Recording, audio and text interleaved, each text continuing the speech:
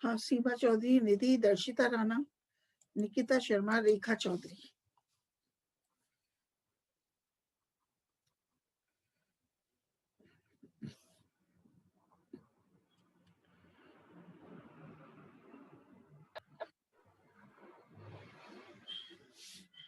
प्रिया, Chanda Sharma, Guddi Verma.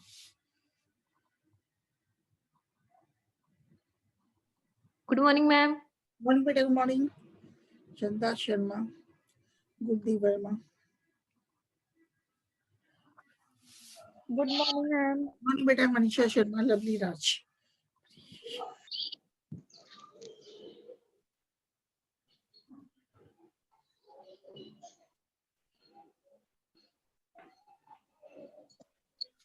Lovely Raj, Kanta.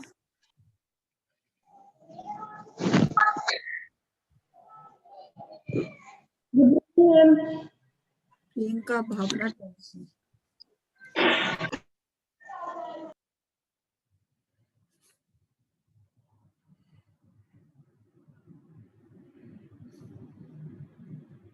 Good morning ma'am. Morning बेटा, good morning. Payal राजे।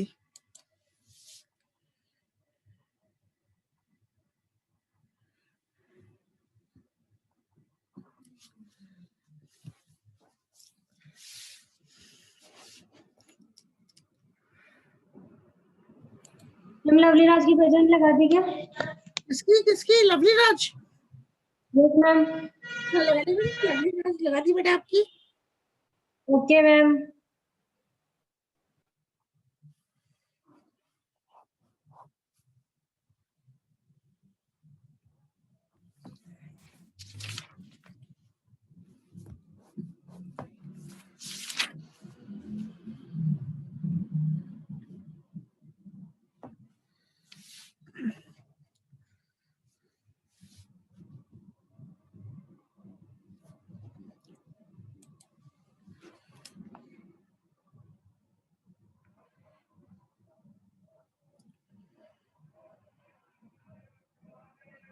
Good morning ma'am. Morning बेटा, good morning. Monika कुमारी, मोनिका मीना, ममता शर्मा।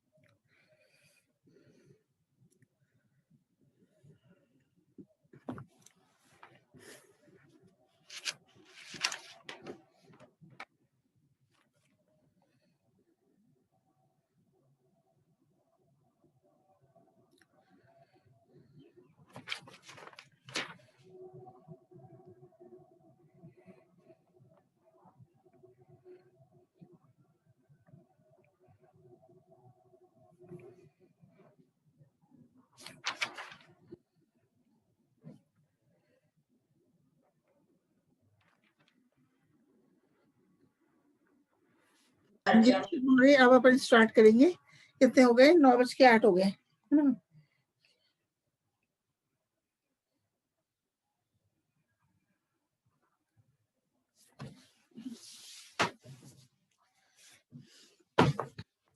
ठीक है बेटा, कल अपन बात कर रहे थे फर्टिलाइजेशन की, मतलब निषेचन की बात कर रहे थे।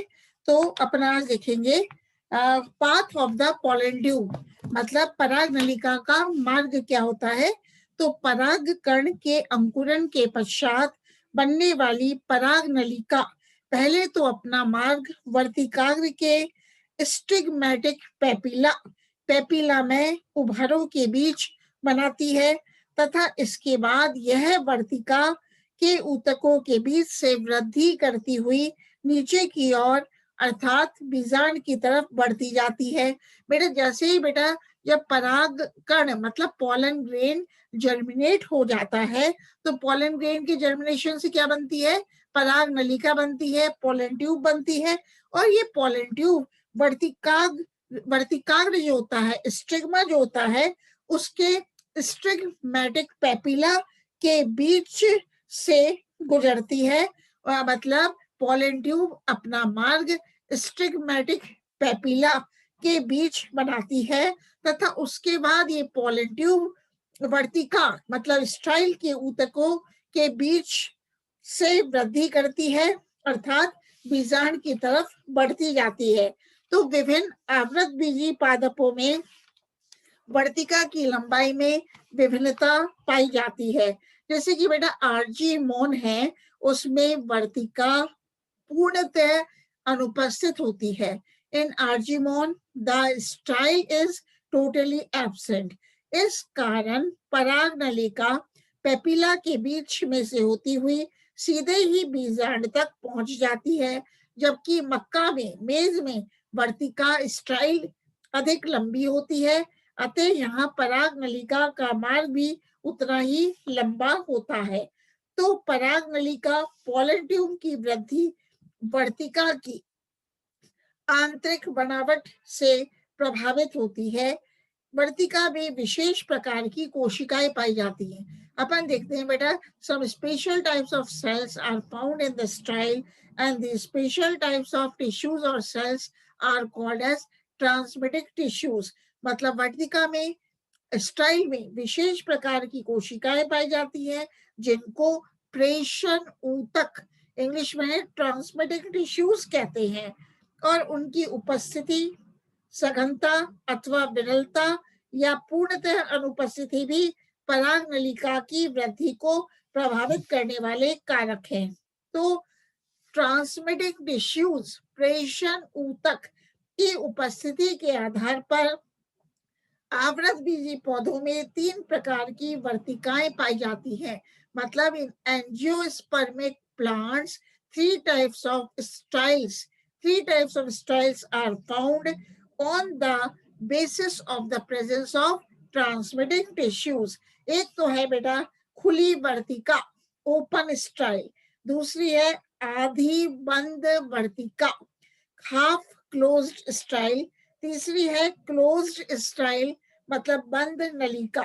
तो खुली वर्तिका ओपन स्टाइल, तो इस प्रकार की वर्तिका में स्पष्ट व अपेक्षाकृत चौड़ी नाल होती है। इस नाल की सतह की बाह्य त्वचा पराग नली को आगे बढ़ने के लिए प्रेरित करने तथा नली के शीर्षस्थ वृद्धि क्षेत्र के लिए पोषण प्रदान करने का कार्य करती है। तो इस प्रकार की वर्तिका मोनोकॉट्स एक बीजपत्रियों में सामान्य है, जैसे कि लिलियम में नलिका की परिधीय कोशिकाएं कैनाल सेल्स सलेष्म का स्रवण करती हैं। इस स्रवण में इस सिक्रीशन में प्रोटीन कार्बोहाइड्रेट लिपिड एस्टर आदि पदार्थ होते हैं। ग्लैडियोलस में नलिका क्यूटिकल द्वारा ढकी रहती है। तो अपन देख रहे हैं कि जो ओपन स्टाइल है उसमें क्या होता है कि जो वर्तिका इस प्रकार की जो वर्तिका है उसमें स्पष्ट व अपेक्षाकृत चौड़ी नाल होती है और इस नाल की सतह से क्या होता है बाह्य त्वचा, इस नाल की सतह की बाह्य त्वचा पराग नली को आगे बढ़ने के लिए प्रेरित करती है। अब बात करते हैं आधी बंद वर्तिका हाफ क्लोज स्टाइल। तो इस प्रकार की वर्तिका चौड़ाई में कम होती है तथा इसमें इधर उधर बिखरे हुए विरल प्रेषण ऊतक ट्रांसमिटिंग टिश्यूज 2 या 3 परतों में ग्रंथिल कोशिकाओं के रूप में पाए जाते हैं। इनकी कोशिकाओं के बीच में से खाली स्थान में होते हुए पराग नली का अपना मार्ग निर्धारित करती है, जैसे कि कैक्टेसी कुल के सदस्य। अब बात करते हैं बंद नली का, क्लोज्ड स्टाइल की। तो इस प्रकार की वर्तिका सकड़ी होती है, मतलब closed style is extremely narrow, इसमें नाल नहीं होती। क्लोज स्टाइल में बेटा नाल नहीं होती, वह सुविकसित प्रेषण ऊतक की कोशिकाएं पाई जाती हैं। मतलब this close style is extremely narrow and it has the transmitting tissues, ठीक है, और इनके बीच खाली स्थान नहीं होता। जो ट्रांसमिटिंग टिश्यूज है उनके बीच खाली स्थान नहीं पाया जाता। अतः पराग नली को पोलन ट्यूब को बीजांड तक पहुंचने के लिए इन्हीं कोशिकाओं को भेद कर पार करना पड़ता है। मतलब pollen tube penetrates the cells of the transmitting tissue. Pollen tube क्या करती है? प्रेषण ऊतक की कोशिकाओं को भेद कर बीजांड तक पहुंचती है। ठोस अथवा बंद वर्तिका द्विबीजपत्री पौधों में पाई जाती है, जैसे धतूरा व गॉसिपियम। अब प्रेषण ऊतक ट्रांसमिटिंग टिश्यूज की कोशिकाओं में mitochondria, plastids, rough endoplasmic reticulum, Golgi bodies and ribosomes आदि बहुतायत में पाए जाते हैं। इनके मध्य अंतर कोशिका अवकाशों में कार्बोहाइड्रेट, प्रोटीन, ग्लाइकोप्रोटीन तथा पर ऑक्सीडेज तथा एस्ट्रेज एंजाइम्स होते हैं। तो इस प्रकार हम देखते हैं कुछ पौधे जैसे अकेशिया तथा सैलिक्स में बंद वर्तिका पाई जाती है, परंतु इनमें ट्रांसमिटिंग टिश्यूज नहीं पाए जाते। तो खुली वर्तिका में नाल की अधिचर्म कोशिकाएं एपिडर्मल सेल्स श्लेष्मा स्रावित करती हैं, जिससे बनी चिकनी नाल में पराग नलिका अंडाशय की ओर बढ़ती चली जाती है, जबकि बंद वर्तिका में पराग नली प्रेषण ऊतक ट्रांसमिटिंग टिश्यूज के इंटरसेलुलर स्पेस अंतर कोशिकीय स्थानों के बीच में होती हुई अंडाशय की ओर वृद्धि करती है। पराग नली के द्वारा उत्पन्न हाइड्रोस्टैटिक प्रेशर तथा इसके शीर्ष सिरे से स्रावित विकर के कारण इसके संपर्क में आने वाली प्रेषण ऊतक के बीच पाए जाने वाले अंतर कोशिकीय स्थान और भी अधिक चौड़े हो जाते हैं।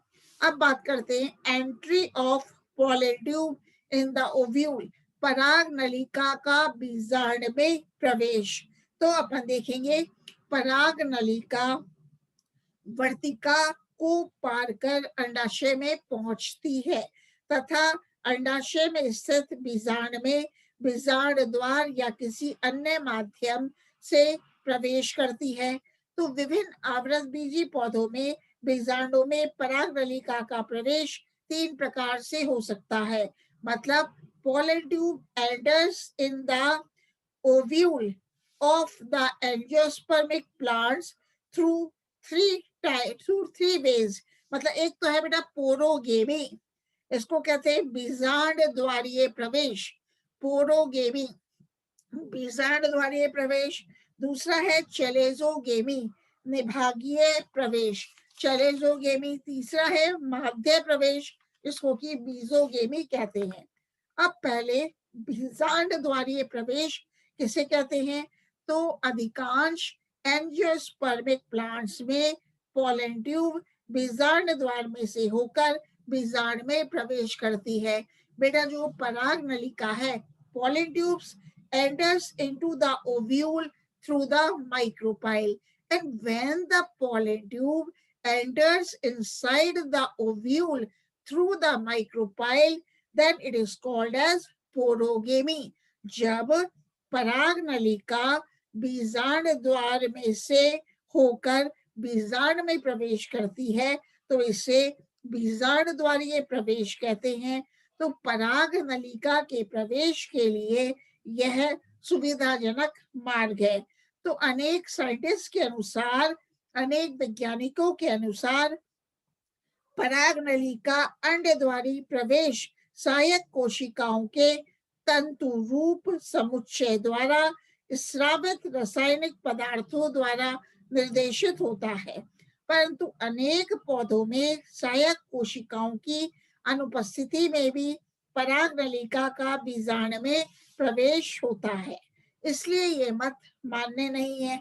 अब है निभागीय प्रवेश, चलाजोगेमी।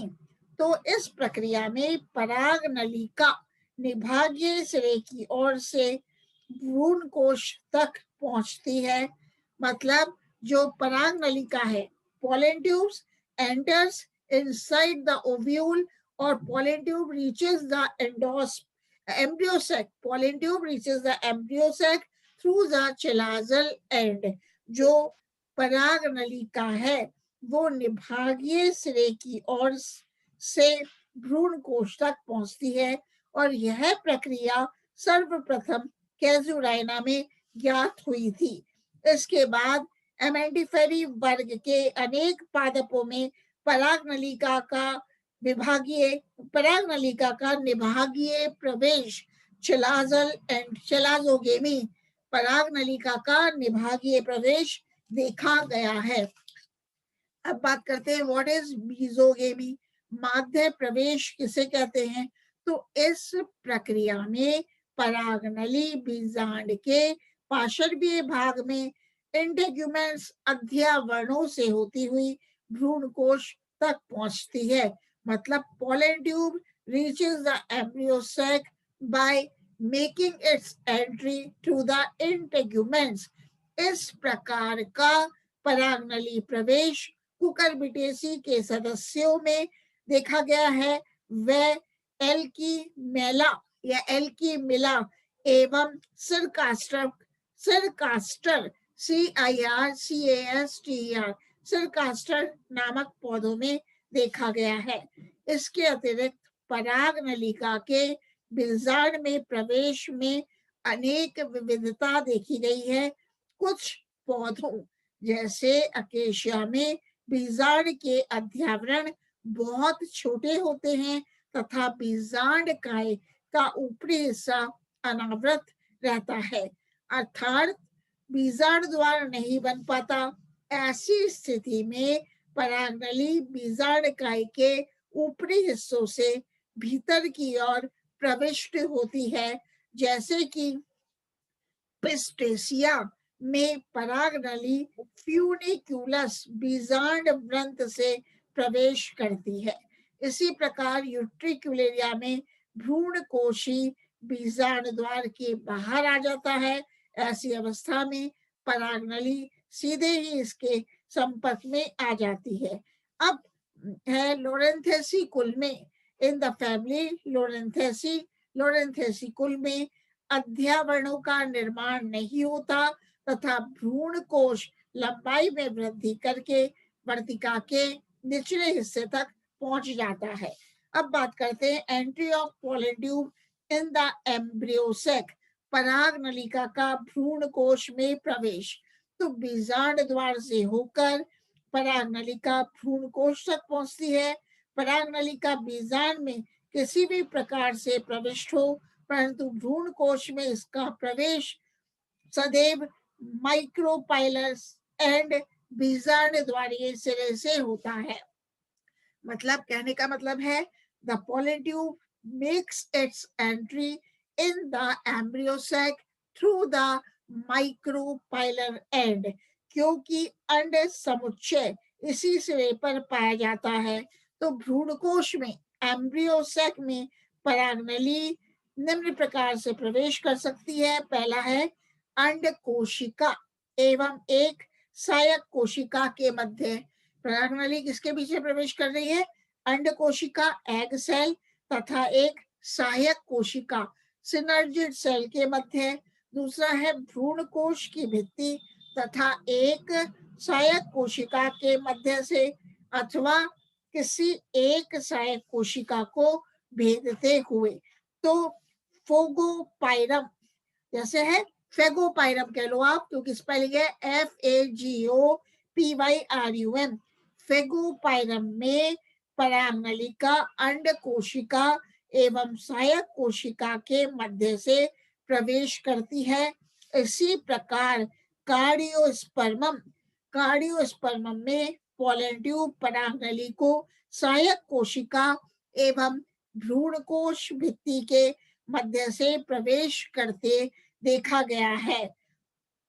मेलिलोटस, जियामेस तथा कस्क्यूटा में परागनली दो सहायक कोशिकाओं के मध्य से प्रवेश करती है तथा इन कोशिकाओं को कोई हानि नहीं पहुंचती है।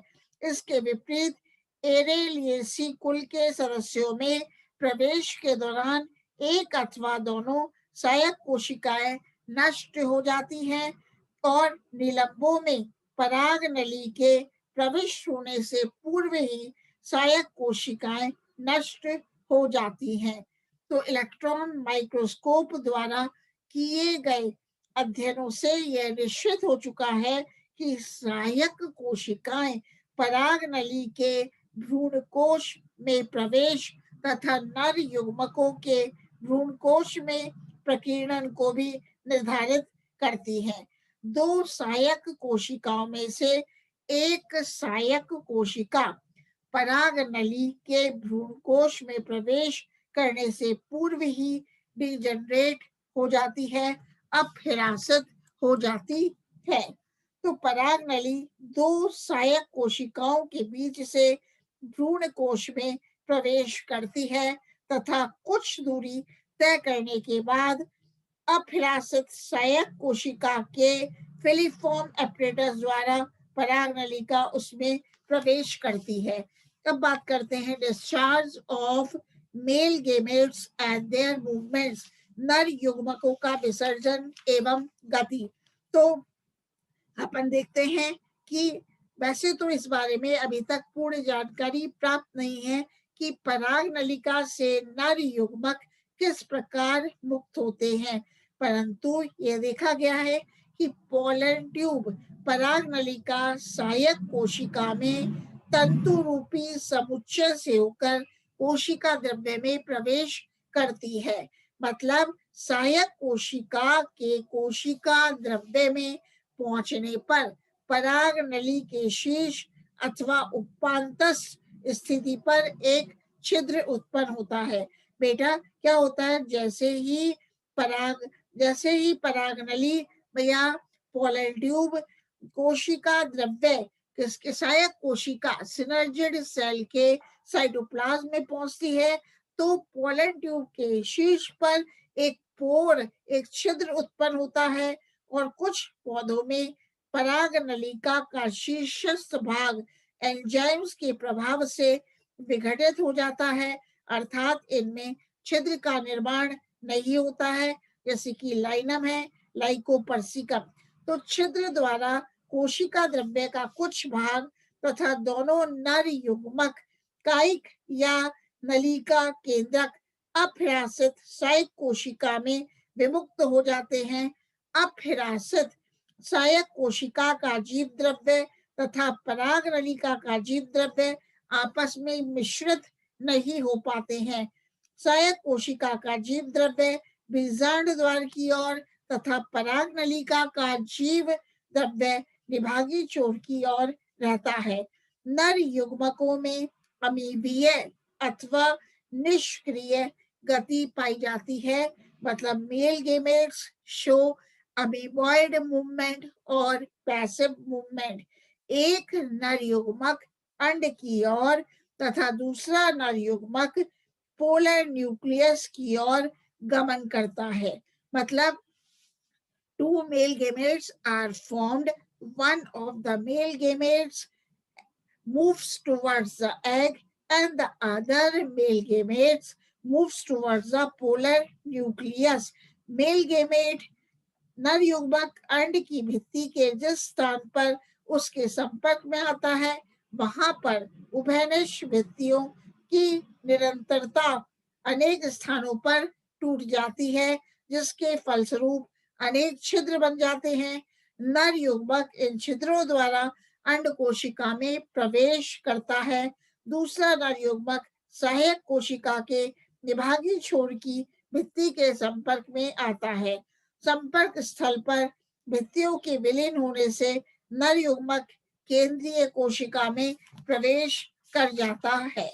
अब बात करते हैं गेमेटिक फ्यूजन की। युग्मक संलयन मतलब दोनों नर युग्मकों के मुक्त होने के पश्चात एक नर युग्मक अंड कोशिका या मादा कोशिका से संयोजित हो जाता है। मतलब one of the male gametes fuses with the egg cell to form the zygote, and this process is called as syngamy. मतलब एक नर युग्मक अंड कोशिका या मादा युग्मक से संयोजित हो जाता है और संयोजन की इस क्रिया को सत्य निषेचन या सिनगेमी कहते हैं। तो आवृत बीजी पौधों एंजियोस्पर्म्स में इसे प्रथम निषेचन फर्स्ट फर्टिलाइजेशन कहा जाता है। निषेचित अंड अब द्विगुणित हो जाता है। निषेचित अंड अब द्विगुणित हो जाता है तथा इससे जाइगोट युग्मनज या ऊस्पोर कहते हैं। दूसरा नर युग्मक दो ध्रुवीय केंद्रकों के संलयित होने से बने द्विगुणित द्वितीयक केंद्रक की ओर आगे अभिगमन करता है।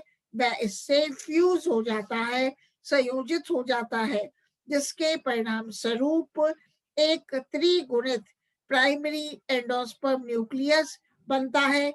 इस क्रिया को ट्रिपल फ्यूजन कहते हैं। तो इस प्रकार आवृत बीजी पौधों में दो निषेचन होते हैं।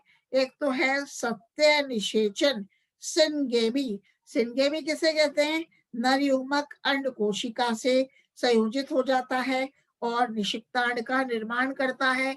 यह निषिक्तांड डिप्लॉयड होता है। और एक है ट्रिपल फ्यूजन।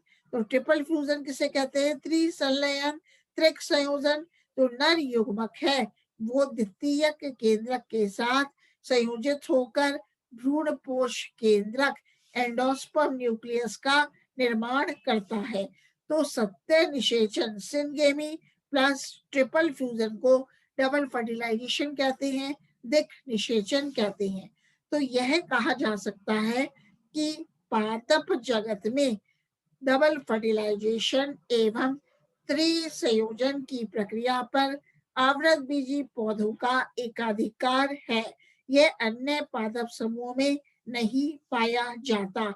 तो निषेचन से कुछ समय पहले या निषेचन के समय या निषेचन के बाद प्रतिमुखी कोशिकाएं विघटित हो जाती हैं। इस प्रकार दिक निषेचन, डबल फर्टिलाइजेशन या त्रिसंयोजन की प्रक्रिया के बाद भ्रूणपोष में निषिक्तांड ऊस्पोर एवं भ्रूणपोष केंद्रक ही क्रियाशील रहते हैं। अब है दिक निषेचन का महत्व, डबल फर्टिलाइजेशन का महत्व। पहला है विकासशील भ्रूण के लिए पोषण की अधिक आवश्यकता होती है। तो दिक निषेचन द्वारा विकसित भ्रूण को पोषण प्रदान करने का कार्य करता है। भ्रूणपोष में नर व मादा दोनों जनक पौधों के गुणसूत्र होते हैं। अतः ऐसे पोषण को प्राप्त करके स्वस्थ एवं संबल भ्रूण एवं आगे चलकर स्वस्थ संतति पौधे विकसित होते हैं। तीसरा है जिम्नोस्पर्म्स में भ्रूणपोष एंडोस्पर्म का निर्माण निषेचन के पूर्व ही हो जाता है, अर्थात यह अगुणित होता है। मतलब जिम्नोस्पर्म में जो एंडोस्पर्म है वो हैप्लॉइड होता है, परंतु किसी कारणवश यदि निषेचन ना हो तो भ्रूणपोष की कोई उपयोगिता नहीं रह जाती तथा यह नष्ट हो जाता है। इस संदर्भ में द्विनिषेचन, double fertilisation and triple fusion एक अनूठी प्रक्रिया है। तो अपन देखते हैं कि द्विनिषेचन मतलब double fertilisation and triple fusion एक अनूठी प्रक्रिया है जिसमें यदि भ्रूण बनता है तभी भ्रूण कोश बनेगा, अन्यथा नहीं बनेगा।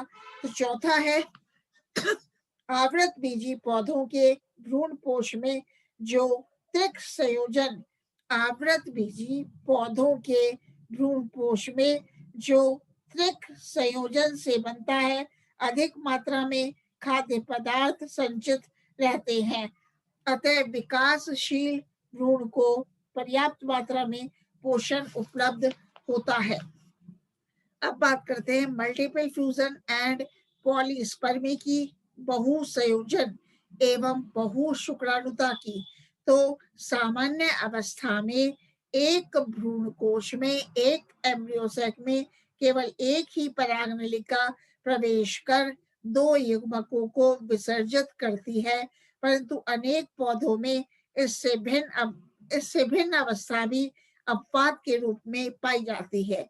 मतलब जनरली हम क्या देखते हैं बेटा, जो एम्ब्रियोसैक है उसमें केवल एक ही पॉलन ट्यूब प्रवेश करती है, और जब एक ही पॉलन ट्यूब प्रवेश करती है तो वो 2 मेल गेमेट्स को विसर्जित करती है। लेकिन कभी कभी 2 या अधिक परागनलिकाएं एक ही भ्रूण कोश तक पहुंच जाती हैं, लेकिन एक ही परागनली भ्रूण कोश में प्रवेश करती है। सेकेंड है एक से अधिक परागनलिकाओं का भ्रूण कोश में प्रवेश पा जाना उल्लेखित है। ऐसी दशा में अधिसंख्या शुक्राणु या नर युग्मक बनते हैं। इस स्थिति को पॉलीस्पर्मी कहते हैं। इस स्थिति को बहुशुक्राणुता कहते हैं।